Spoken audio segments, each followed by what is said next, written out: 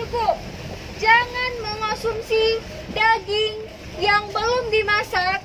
Kemudian bila ada yang batuk, pilek, dan sesak nafas, diharapkan segera ke Puskesmas Tangse. Dan jika ada yang